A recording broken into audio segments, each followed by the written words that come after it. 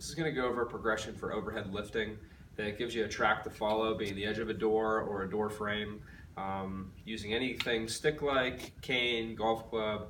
Obviously, if you don't want to mark up your door frame, you can put a little towel or something wrapped around it. So I'm going to start off with this resting on this surface. And I'll usually go in a staggered stance where I have one foot really close to whatever my cane or post is resting on. And then very slowly I'm going to go up overhead. And as I go overhead, I'm going to take my nose closer to this thing that my cane's going up. Right?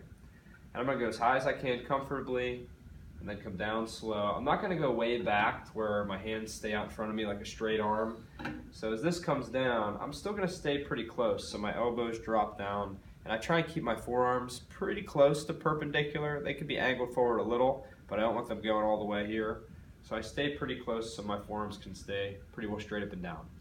Now, one important piece to this is going to be, there may be parts of this range that are more uncomfortable than others. So it's common that down here, people have a little catch or pain in the motion, and then they might say, when I get past it, it's not so bad.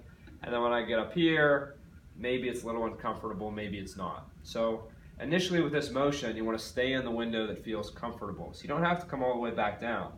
If you say that, maybe right around here, my eyebrows is fine, but if I come down to my nose, I get a little pinch or pain. Well, every time I'm going to stop short of that. I'm just going to stay up high and then come back down slow, just short of that pain.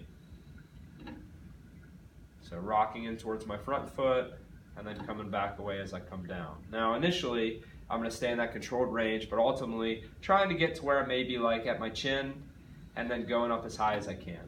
Now if I'm getting up here and it doesn't feel too bad, next step in the process would be, once I get up here, it feels fine, will be to keep it up there and try and lift it off the door.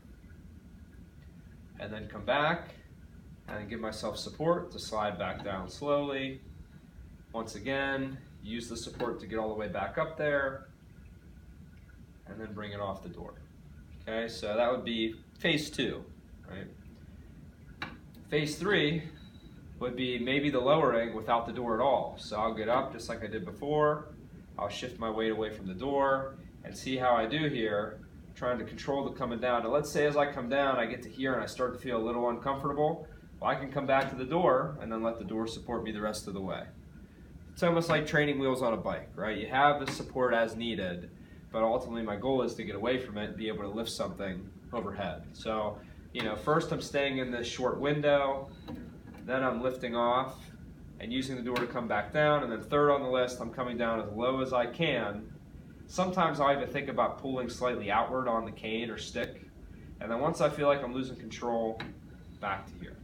Okay, ultimately trying to get to where I can lower all the way down, maybe come back for the pressing up, lower all the way down, and then ultimately this would transition into being hopefully able to not need the door at all, right? But same idea, if I go up and that starts to hurt, door can help me.